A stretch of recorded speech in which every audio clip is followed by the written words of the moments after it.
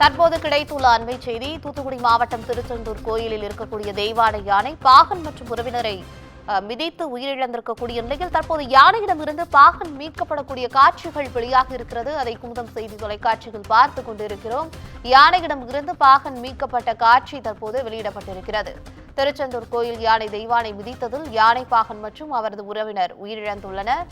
இந்த நிலையில் யானையிடமிருந்து பாகன் மீட்கப்பட்ட காட்சி வெளியாக இருக்கிறது. இதுகுறித்த கூடுதல் தகவல்களை வழங்குவதற்காக செய்தியாளர் சிவகுமார் இணைப்பில் இருக்கிறார். வணக்கம் சிவகுமார், தற்போதைய நிலவரங்கள் எப்படி இருக்கு?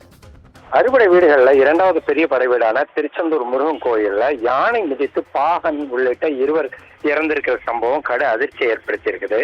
அதாவது அறுபடை வீடுகள்ல இருக்கக்கூடிய திருச்செந்தூர் கோயில்ல இருக்கிற தெய்வானை ஒரு சின்ன குழந்தை மாதிரி உள்ள ஒரு குணமுடையது.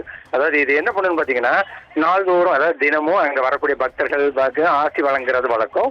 இன்னைக்கும் அதே மாதிரி பக்தர்களுக்கு ஆசி வழங்கிட்டு இருக்கிற நேரத்துல யானையின் பாகன் உதயகுமார் பக்கத்துல இருந்திருக்கிறாரு. அவரோட நண்பரும் உறவினருமான சிசுபாலனும் கூட இருந்திருக்கிறாரு.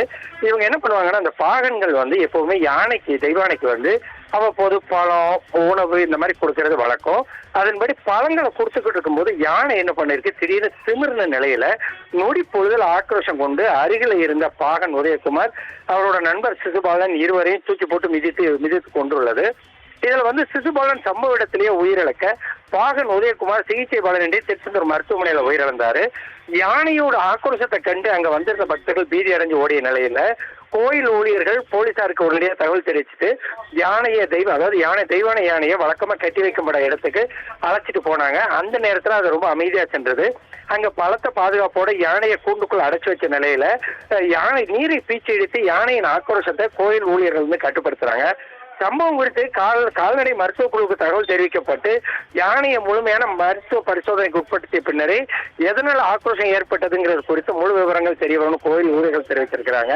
பொதுவாக தென்னிந்தியாவோட தமிழ்நாட்டு உள்ள கோயில் யானைகளோட உடல் மற்றும் மனம் சார்ந்த உளைச்சலை போக்கி அவை ஓய்வெடுக்கவும் தெம்பு பெறவும் மருத்துவ கவனம் பெறுகிற வாய்ப்பளிக்கவும் ஏற்பாடாக இந்து சமய அறநிலையத்துறை தரப்புல யானைகள் புத்துணர்வு முகாம் கடந்த 2003ஆம் ஆண்டு முதல் நடத்தப்பட்டு வந்தது. அந்த முகாம்கள்ல யானைகள் புத்துணர்வு பெறும் வகையில கோயில்கள்ல இருந்தும் இயற்கை சூழல் வாய்ந்த பகுதிகளில் இருந்துட்டு இருக்க யானைகளும் வச்சு அது புத்துணர்வு முகாம் நடைபெற்று இருந்தது. கடந்த சில வருடங்களாக நடைபெறாத நிலையில பல்வேறு இடங்கள்ல இந்த மாதிரி பிரச்சனை, அதாவது கோயில்ல யானைகளுக்கு மதம் பிடிக்கிற ஒரு சூழ்நிலை இருந்துட்டு இருக்குது அப்படின்னு சொல்லி தெரிவிக்கிறாங்க. இந்து சமய அறநிலையத்துறை தரப்புல இது குறித்து உடனடியா நடவடிக்கை எடுக்கணும். அதே பாத்தீங்கன்னா சரியானபடி பராமரிப்பு விதிமுறைகள் கடைபிடிக்கப்படுதாங்கிறத கண்டுபிடிக்கணும். ஆண்டுக்கு ஒரு முறை புத்துணர்வு முகாம் நடத்தணும். புத்துணர்வு முகாமை வழக்கம் போல மேட்டுப்பாளையத்தில் மட்டும் இல்லாம காவிரி கரை உள்ளிட்ட பல்வேறு முகாம்கள் அமைச்சு பண்ணலாம்.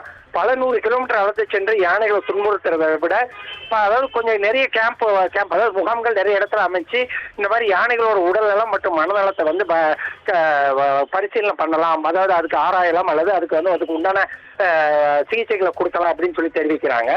எப்படியோ திருச்செந்தூர் கோயில் வளர்க்கக்கூடிய தெய்வானையானது இதுவரைக்கும் திருச்செந்தூர் வரலாற்றில் இதுவரைக்கும் திருச்செந்தூர் கோயில் யானை மிதிச்சு யாரும் இறக்காத ஒரு சூழ்நிலையில இன்னைக்கு சின்ன குழந்தைகளை விட அதிகமா விளையாடக்கூடிய தெய்வானை மிதிச்சு 2 பேர் இறந்திருக்கிறது இங்குள்ள பக்தர்கள் மத்தியில கடும் அதிர்ச்சியை ஏற்படுத்தி இருக்குது. பவித்ரா, தகவலுக்கு நன்றி சிவகுமார்.